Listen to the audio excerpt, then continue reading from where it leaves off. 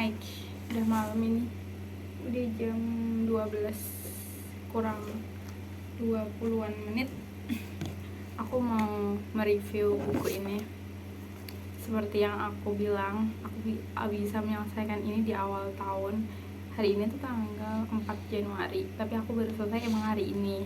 Sebelum aku mau review ini, emang aku tuh ada niat gitu loh buat setiap buku yang udah selesai aku baca bakal aku review gitu, biar isinya tuh bisa nempel di otak aku. Dan kan mungkin aku bacanya tuh bisa 1 bulan 2 bulan gitu, atau kayak yang kemarin tuh berbulan-bulan bertahun-tahun.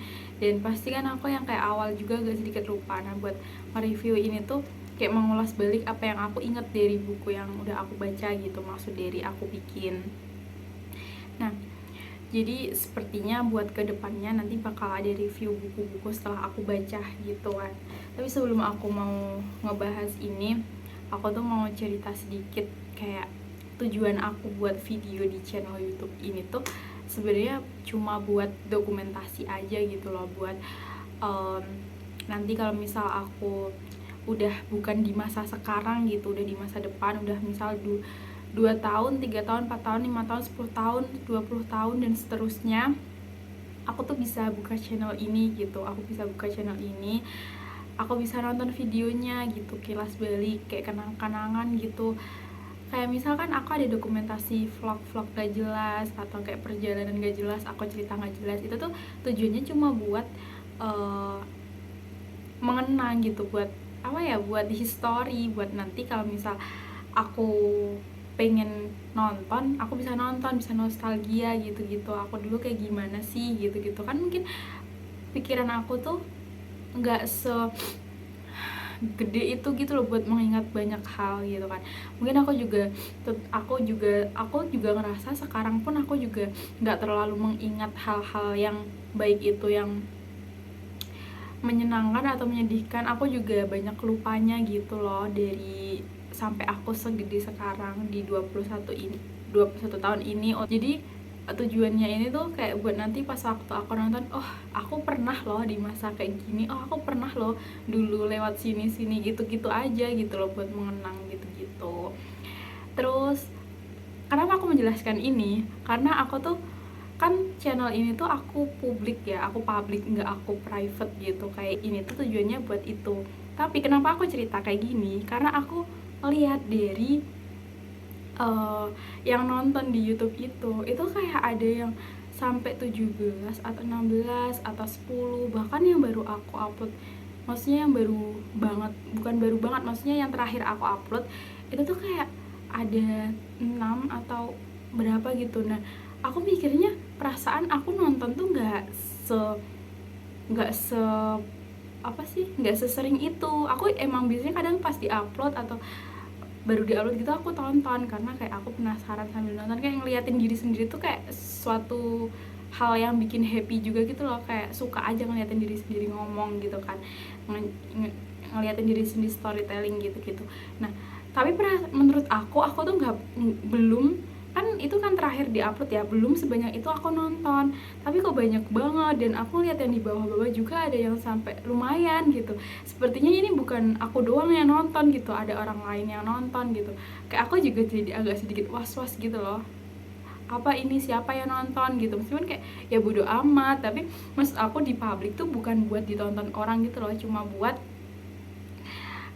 ya biar pengen di publik aja, nggak di private. Tapi orang kan nggak tahu gitu loh siapa yang tahu channel ini gitu. Tapi kok penontonnya lumayan juga, bukan lumayan, ada, kayaknya itu tuh bukan aku doang gitu. Jadi aku agak sedikit was-was, apakah dengan keputusanku bikin kayak gini tuh bagus atau gimana, atau kayak gimana gitu.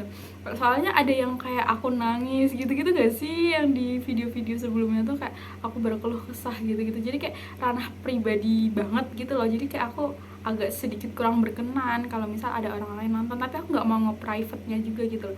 Jadi mungkin aku buat kedepannya ya, mungkin ya buat hal-hal yang kayak ranah pribadi atau yang nice kayak gitu nggak bakal aku share lagi sepertinya. Kan kadang aku kayak random bikin video, lagi nangis pengen bikin video, aku video. Terus habis itu pas waktu lagi edit kayak masukin gitu kan. Jadi kayak aku nggak berpikir sejauh itu gitu loh. BTW aku tuh baru banget balik dari Tulungagung, tadi nyampe Jogja tuh jam setengah 10-an gitu keretanya nyampe Jogja. Terus aku grab car kan, gokar, macet lumayan, jadi lama nyampe kosan tuh. Aku kesel banget karena aku tuh udah nggak ada akses kunci depan kan, karena aku bagian atas lantai 2 itu tuh motor gitu, biar depan nggak penuh tuh dapat akses kunci belakang. Sedangkan kunci belakang tuh tangga buat naiknya tuh kecil dan kayak melingkar gitu loh, jadi koper aku tuh nggak bisa masuk, sedangkan di depan tuh udah ditutup, udah dikunci.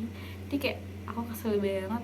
Aku lewat belakang, koper aku jadi aku taruh bawah, nggak aku naikin ke atas kan karena nggak bisa masuk. Aku udah nyoba tadi tuh nggak bisa, jadi aku mau bawa barang-barang yang aku butuhin nih, aku masukin ke sini buat kesini. Jadi kayak kesel banget karena ini udah 2 kali. Kemarin aku kan berangkatnya pagi kan, jam 5-an juga, pas waktu balik ke Tulungagung itu juga masih ditutup, masih dikunci. Jadi kayak kesel, aku pengen berkeluh kesah tapi kayak aku di sini cuma tinggal beberapa hari doang, jadi aku masih berdebat. Jadi kayak ya udah, cuman kesel. Terus tau nggak kesel aku tadi, aku ngeliat CCTV sambil aku kasih tanda ini tangannya kayak oke, marah-marahnya udah. Kita review ini, Pengabdi Netizen. Ini tuh dari Geralditan. Awalnya tuh aku juga nggak tahu ya Geralditan tuh siapa, karena emang nggak tahu.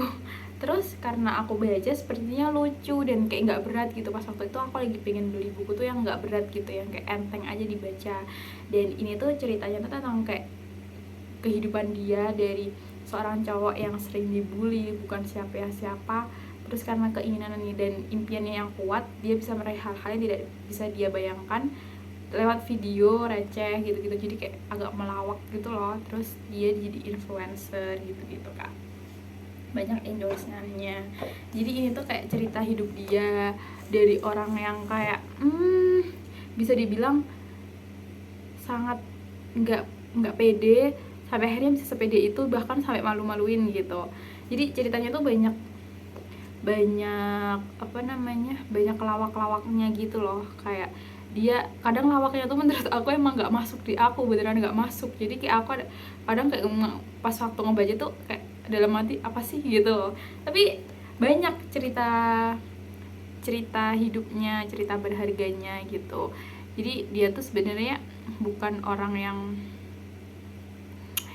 nggak punya banget, dia orang yang punya, tapi dia cerita hal-hal kecil dalam hidupnya yang mungkin bakal dirasain orang-orang kedepannya gitu loh, yang mungkin kayak cocok buat aku, maksudnya yang umurnya di bawah dia. Jadi kayak bisa di pengalaman dia bisa buat pelajaran gitu. Terus dia juga bikin tips-tips gimana buat jadi percaya diri gitu-gitu. Banyak lah intinya pelajaran yang diambil dari sini, tapi emang aku nggak terlalu ingat ya.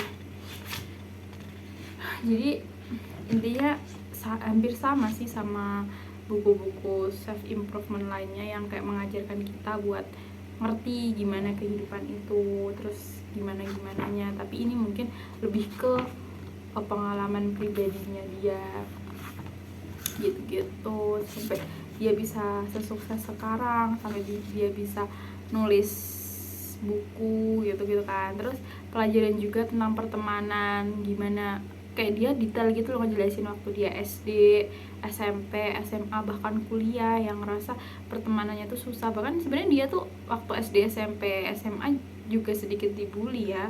SD, SMP kayak agak dibilang bencong. Terus kan dari fisik dia kurus, jadi kayak jadi bahan bulian gitu-gitu. Aku sedikit relate ya dengan itu semua. Mungkin pas waktu ngebaca tuh kayak aku ngerasa pas waktu dia dapet bulian, sebenarnya aku juga agak flashback ke diri aku gitu, mengintrospeksi diri. Kadang aku yang ngerasa agak kurang pede tuh, banyak nggak pedenya tuh karena merasa dari agak sedikit trauma dari bulian waktu dulu gitu. Sebenarnya bulian aku nggak separah itu ya, tapi namanya dibully, namanya pembulian, tetap kan kayak anak kecil tetap ngebekas di hati gitu. Mungkin sekarang aku pas waktu gede kayak mikirnya kayak enggak lah, itu bukan trauma, atau kayak udahlah nggak apa-apa gitu. Dan kayak aku nggak mikir yang kayak gimana, tapi mungkin secara nggak aku sadari hal-hal nggak pedenya aku tuh datang dari trauma tersebut gitu, datang dari kejadian-kejadian tersebut. Mungkin kayak aku ngerasa kayak aku nggak pede nih aku ngerasa dari fisik aku gitu aku tetap ngerasa kurang gitu loh, karena mungkin aku dulu pernah dibully tentang fisik aku nggak pede, aku nggak ngerasa cantik gitu-gitu tuh, mungkin karena kayak gitu. Mungkin terus kayak pas waktu di tempat umum lagi rame-rame ada cowok gitu, kayak aku ngerasa aduh aku nggak pede banget gitu loh, ntar dia mikirnya gimana atau mikirnya gimana ya, kayak lihatnya dia nyaman gak ya kalau misal di tempat kayak gini gitu. Kayak aku jadi mikirin perasaan orang gitu, yang dimana itu nggak perlu buat aku pikirin gitu loh. Kenapa aku harus mikirin orang, terus apa aku di situ nggak merugikan gitu loh. Tapi karena mungkin aku rasa dari segi fisik ini kurang atau apa, jadi kayak aku ngerasa kayak gitu loh. Jadi kayak terus apalagi ya, padahal aku cantik gitu, cantik, kita harus cantik. Aku sebenarnya buat ngomong kayak gini tuh ngerasa buat ngomong kayak gitu tuh kayak masih apa sih Isna, tapi itu tuh emang masih nggak terbiasa, tapi itu harus dibiasakan kita buat mengapresiasi diri kita. Kayak kalimat-kalimat kayak gitu juga kalimat yang bisa bikin kita jadi kayak menggerakkan kepikiran kita, oh sebenarnya aku tuh cantik loh, aku tuh nggak kayak yang aku pikirkan, kenapa aku harus minder gini gini gini gitu. Terus di sini juga ngajarin kita buat lebih deket sama Tuhan gitu, meskipun beda agama ya sama aku, tapi yang diajarkan kan sama, dan semua agama itu tetap mengajarkan kebaikan gitu, buat selalu bersyukur, buat selalu uh, percaya sama yang udah ditakdirkan sama Tuhan, mengajarkan buat selalu bersyukur sama Tuhan. Dia juga mengingat-ingat gitu loh baiknya Tuhan sama dia gitu, kayak hal-hal yang mungkin kalau misal itu bukan pertolongan dari Tuhan itu nggak bakal bisa, dia nggak bakal bisa sampai sekarang. Dan mungkin ya dia adalah kayak istilah yang mau mati gitu-gitulah intinya dari ceritanya.